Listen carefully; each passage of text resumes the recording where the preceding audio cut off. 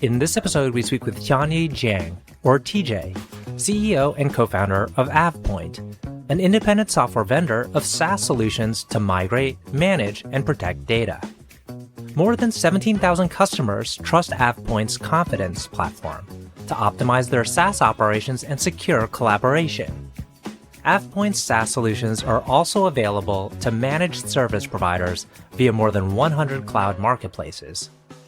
TJ co-founded AvePoint in 2001 and has served as the company's CEO since 2005. He was recently named a top 50 SaaS CEO of 2023 by the Software Report. I'm your host, RJ Lumba.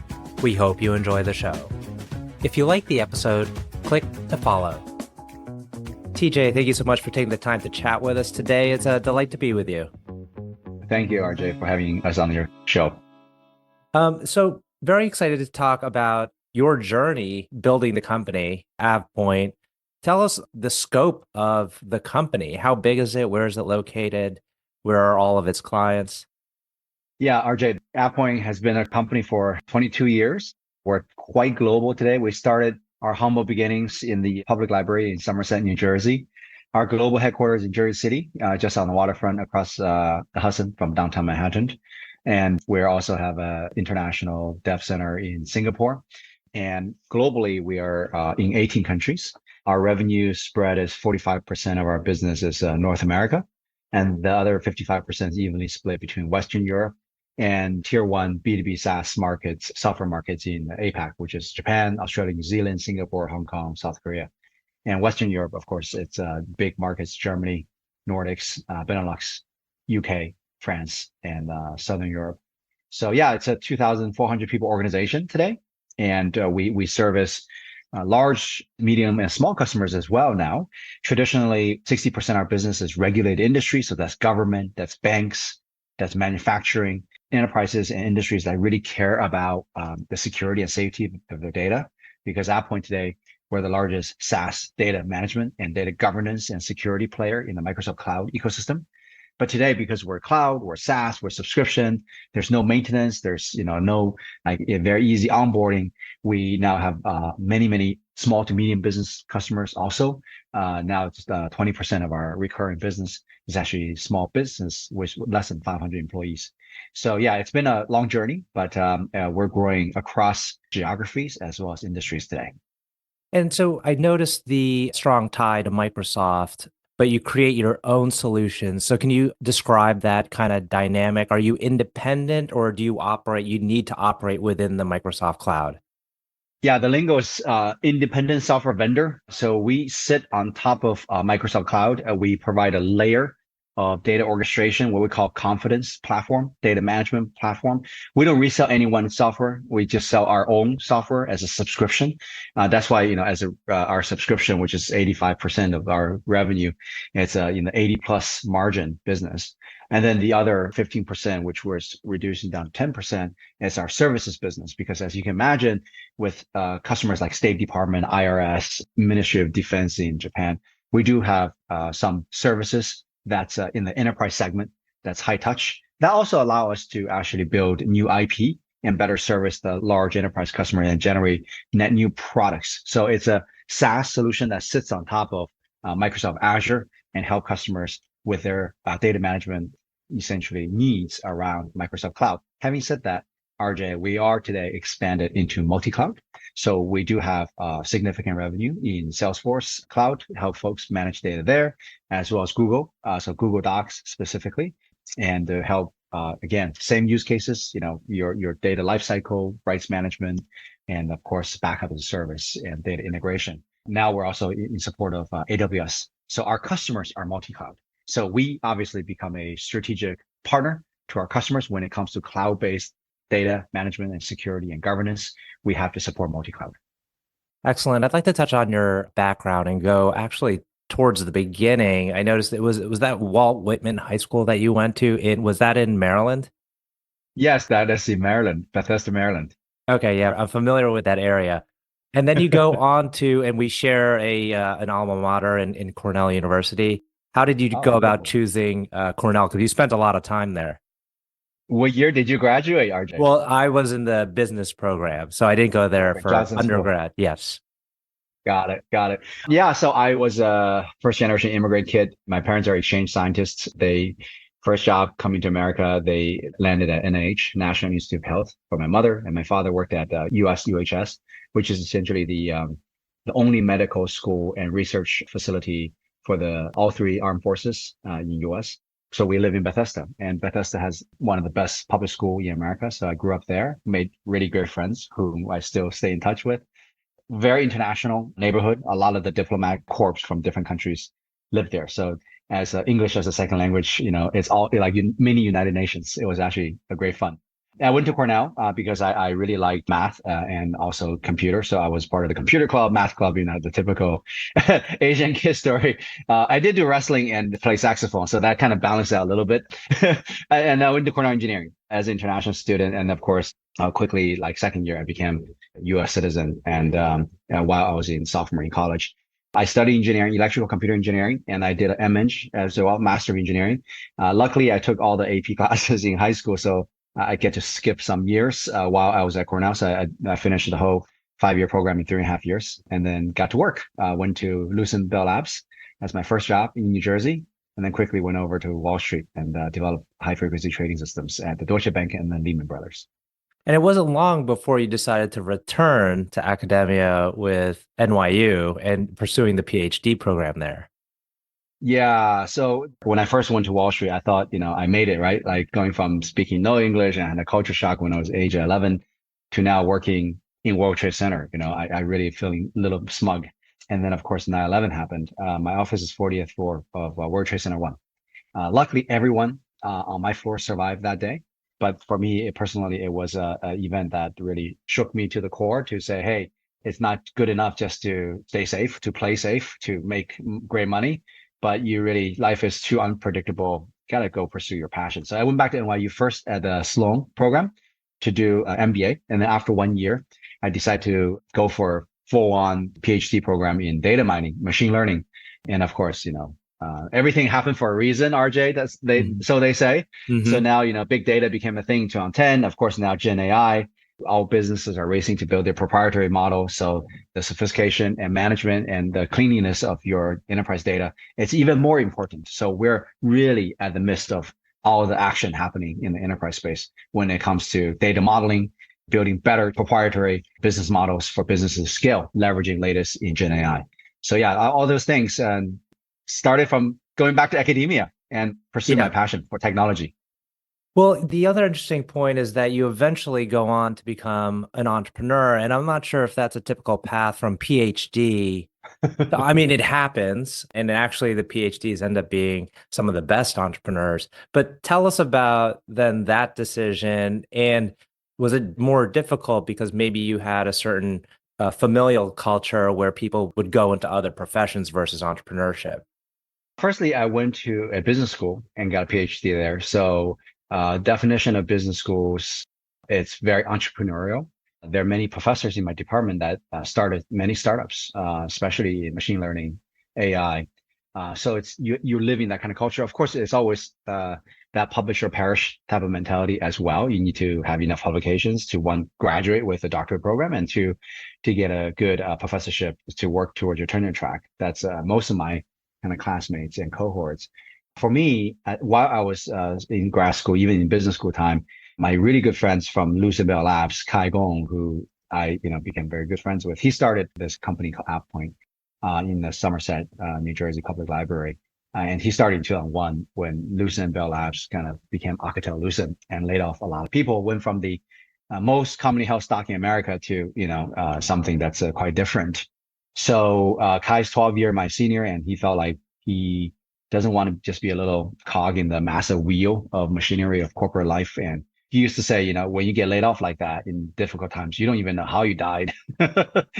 Decision come from high above. So at that point, he really wanted to try his own, and he got me to join him. For me, I was in business school. Besides coursework, obviously, I was surrounded by this kind of entrepreneurial fervor, if you will. So for me, it's everything's new. It's learning. So yeah, I did that. That wasn't the hardest decision for me to make, to join the entrepreneurship The hardest decision for me was actually leaving Wall Street to go into grad school in the first place, because you go from, a Wall Street high frequency trader salary, which is quite nice, to a stipend for a PhD student living in New York City. So below poverty line type of kind of income level. So yeah, so that was the hardest decision. So actually jumping into entrepreneurship and doing business after I made the graduate full-time decision, it wasn't so difficult. It was actually quite challenging, and I was always learning new things. Now, fast forward decades later, you're in a very nice position, managing a big company that's growing nicely. What's the biggest challenge you face today in scaling the company? RJ, we always say in technology, I love technology. We live and breathe software, and we say a year is eternity. Just look at the pace of change, right? The level of disruption. And if you don't stay agile and stay, leaning forward, invested into customers' pain points and constantly innovate, you will be irrelevant very, very quickly. So that's actually why we love technology. And that also at the same time keep us always on our toes. So we actually made this transition. Very few, 22-year software company that could say honestly that this is their most exciting part of their evolution trajectory. Most software companies getting to that age become quite out of date, ossified, if you will. For us, we are in a really, really good spot. We were able to pivot successfully first into cloud, and then of course now into Gen AI, and this global expansion, this also expanding our essentially segmentation coverage from just large enterprise to now SMB as well, fast moving through channel that resulting in highly scalable self-sufficiency. So those are constant challenges that we evolve to scale the business. Like your question, the biggest challenge has never changed since day one. It's actually people management, how to attract, retain talent, and how to motivate talent to be part of the overall team that will roll forward at the same direction. I always say, RJ, my only regret building the company to where it is today is that we didn't go public earlier. We could have gone public actually 10 years earlier because we went through 9 years of exponential growth.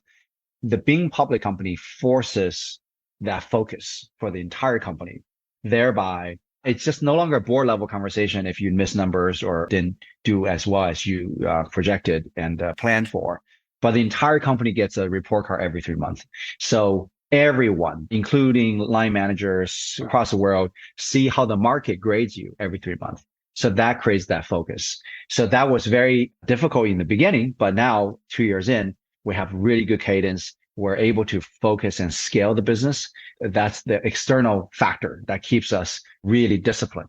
So all these things together, it's part of the scaling of the business. It's always challenge, but as a public company, your cost capital, it's more efficient. You're also, as your stock do well because the market recognizes you for what you do, that also becomes a very, very good platform to attract additional talent. So it's a successful virtuous cycle now we're in. It's a really interesting point that you think you could have or you should have gone public earlier to enforce that discipline. Some private companies purposely decide to stay private longer because they feel like the quarterly pressure is undue pressure and that it doesn't really set up the company to build long term and give the company enough time as opposed to kind of trying to always meet the quarterly objectives. But so you bring up a really interesting point. How do you kind of balance the two of just not getting too caught up in just quarterly, but also focusing on the long-term vision? Absolutely, RJ. You have to have that foundation for predictability, a strong leadership, and that allow you to make sure that you execute as per plan. At the same time, though, as a tech company, you always have to look forward to what the major disruptions are, where the puck is going, where the customers are looking forward to, and lean into that disruption. So you have to balance that long-term thinking, continue to invest, and of course, the immediate execution of the business. So for us, the way we balance it, we do have a large R&D team, and we are making that even bigger. So unlike most people saying, hey, with Gen AI, GitHub Copilot, you don't need as many developers. In fact, we're going the other way. We're going to go from 1,300 developers to 4,000 developers in the next 3 years to leverage technology to scale them up to be more efficient, to develop more capabilities and broadening our offering. So that's one way to stay ahead of the game. right, to invest into R&D. And you see our financials today compared to other companies, our spend on R&D is not as great. It's only 12% revenue, and we want to go to 15% revenue as the company continue to grow very nicely on the recurring side. Of course, on the execution side, it's really sales and marketing and biz dev. And that's really focused on execution. And we're able to achieve even more predictability and scalability through investment into channel in the last 3 years, especially in the SMB segment where we created this vertical focused on MSPs, managed service providers, who are basically IT for hundreds and thousands of small businesses behind them. So that allow us to scale and become sticky in the SMB segment, in addition to our traditional strong segment, which is large enterprise and public sector. So yeah, you're right on the money, RJ, that it did take us many years to build a very solid foundation. So we have execution rigor. At the same time, we continue to invest into the future to make sure that we are future ready. Mm-hmm. I'd like to go back to the people point you made and how that's always kind of a little bit of a challenge getting that right. Did you find that you were more of a natural dealing with people and kind of know how to set up a good culture and a good system? Or was that something you brought in kind of other folks to help along those lines? We obviously have senior people that we brought in to help continue to strengthen the global team. For example, currently our CEO and Chief People Officer came from a very large public company organization, Stuart Robertson.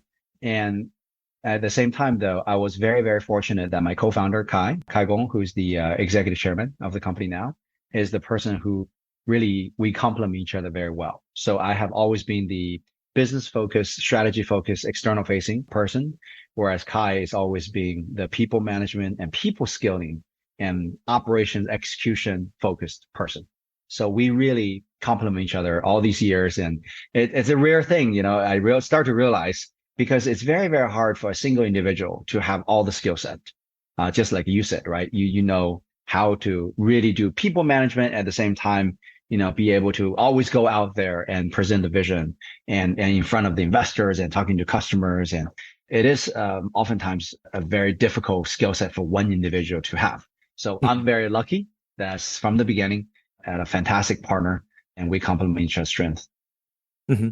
The other point I wanted to make was it seems like your organization is very global. We touched on that at the beginning. Is it partially because your background, you're an international person by nature, and that's enabled you both to scale the company internationally, internally, as well as with your customers? Did that play a role? Yeah, there's many factors. I think if you look at our senior leadership, most of us are first generation immigrants in America. So our chief strategy officer is Marek Carvajal. He's from Colombia, and he also came here very, very young. And our CTO, right, Wei Chen, is similar to my background, and a number of other folks. But the other major driver for us to be international was, at the time, we were very focused on large enterprise and government. And the platform we really made a mark was in this very large enterprise content management, enterprise heavy thing called SharePoint that Microsoft made, which is very conducive to large enterprise operations. So to handle large enterprise, it has to be highly engaging, what we call white glove service. You have to be in person. And that's how we actually spread to 18 countries, because you have to do that level of engagement to overcome the barrier to entry in the large enterprise, in the government agencies. For example, in Singapore, 90% of our business is government. And yeah, so you establish that credibility. The barrier to entry is very high, but once you are viewed as a trusted advisor, trusted partner, strategic investment partner, then it's a highly resilient segment to continue to grow with a customer. So those are factors that made us, not only our background is quite international, and also our business at the time forced us to be very, very international.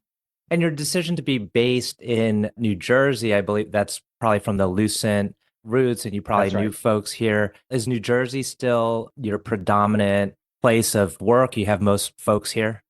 So Jersey City is our global headquarters. And last year, we also made Singapore our international headquarters. We have a fantastic relationship with government in Singapore. Temasek is now our largest institutional investor. And we just launched the R&D center in Singapore last year as well. So we have multiple center of best practice. The other ones, Japan, Tokyo, as well as in Munich, Germany.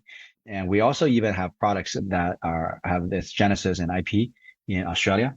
So we really are a big believer of a global kind of footprint and global IP innovation because we have to stay close to our customers.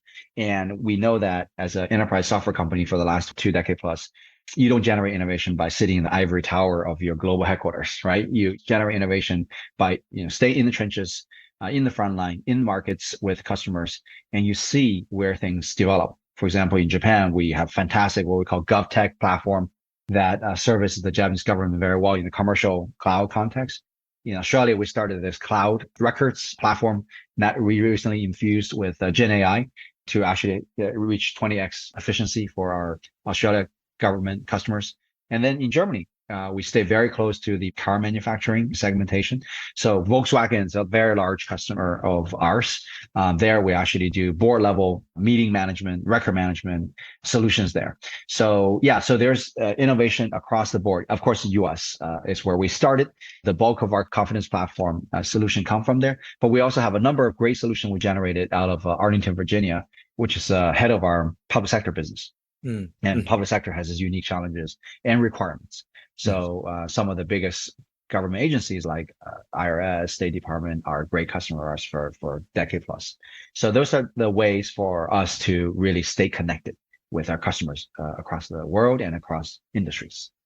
Got it. I do have two final questions, but before I head into those two final questions, what strikes me is that you seem like someone who has a big vision, and it plays out in kind of your ability to go global and also sell to the biggest governments and companies and organizations. Did you always think big as you were scaling the company? We want to do bigger and better things. Was it an incremental approach, or did you always think from decades ago, we're going to build this to a very big company? RJ, that's a great question. Even in the early days, I always tell my guys that we have to shoot for the moon, because if you don't get to the moon, you land on the roof. If you shoot for the roof, you go nowhere, right? So we always want to shoot for a much higher trajectory than we currently are. But at the same time, though, as a data miner and machine learner at heart, we know that there is no globally optimal solution. It's really incrementally getting to a place. So it's about setting waypoints, mile markers. In the internal terminology at AvePoint is called reasonably ambitious.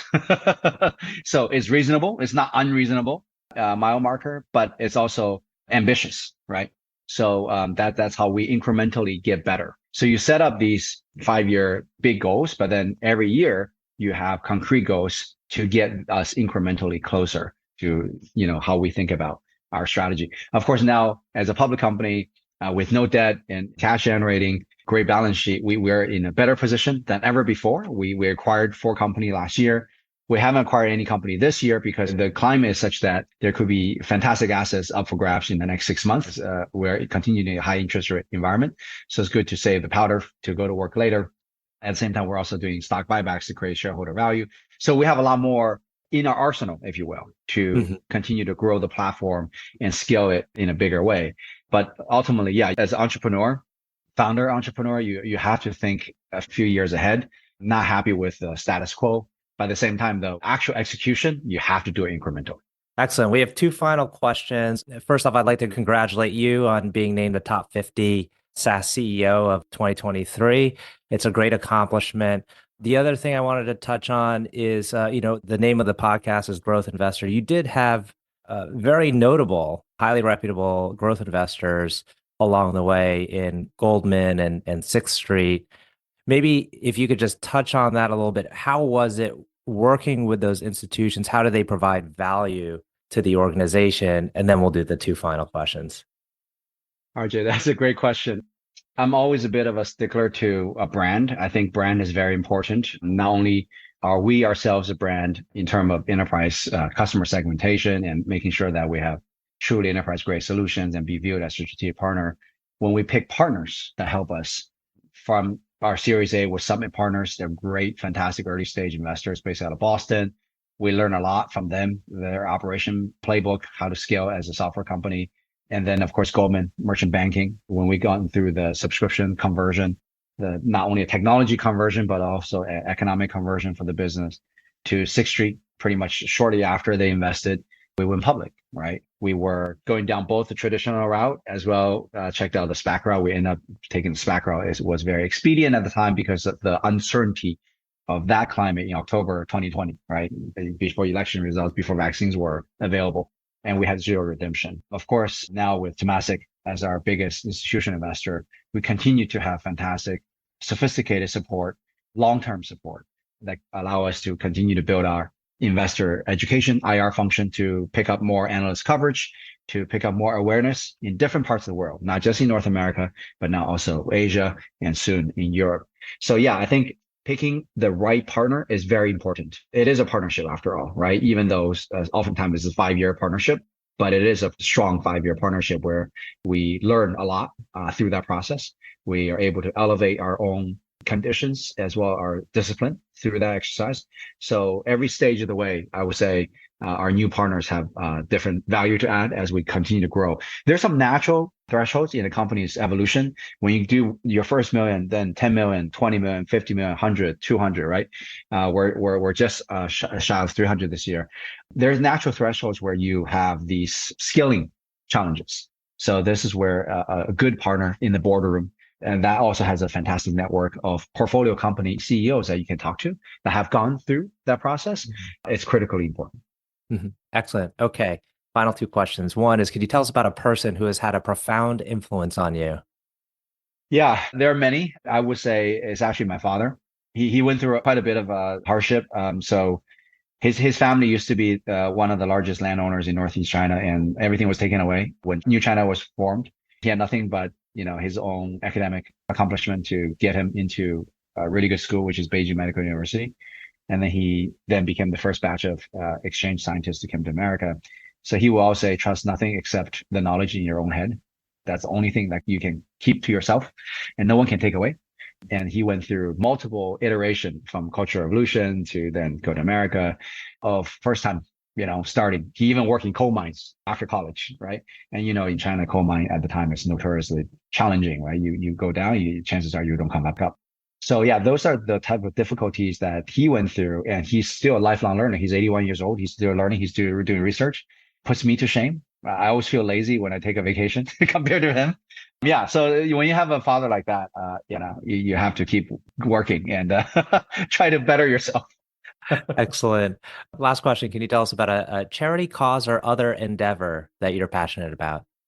Yeah. So a couple of things. We have education spinoff called MaivenPoint that's focused on edtech. So education is dear to my heart. I believe the only value we can give to the next generation is actually not money, it's education. It's a very good education so that they can then also have enough knowledge and know-how in their head that no one can take away and create value. So yeah, this whole edtech business, in less than 3 years, we went from nobody in that industry to now top 3 edtech partner for Microsoft globally. So that's doing really, really well. And then I also started a fellowship at Cornell. So Cornell is my alma mater, where I'm actually helping students to do fellowships around the world during the summers. So sponsoring 20 students to start, and we're looking to expand the program to over 50. So those are the type of investments I think is worthwhile to help young people to gain actually real world work experience around the world, not just in the US, in tech startups where you can learn a lot more versus, much bigger companies where your role could be very, very narrow and very siloed. So I think those are the type of things that I will continue to invest more effort into. It's really all around education, how to better empower younger generation to have a better work experience education, and also how to establish a company that then provide value to not only higher ed, also to corporate learning development, as well as adult continuous education, continuous learning. That's the MaivenPoint charter. So those things are very important to me. Fantastic.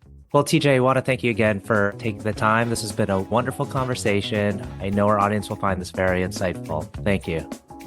Thank you, RJ. It's been a pleasure talking to you.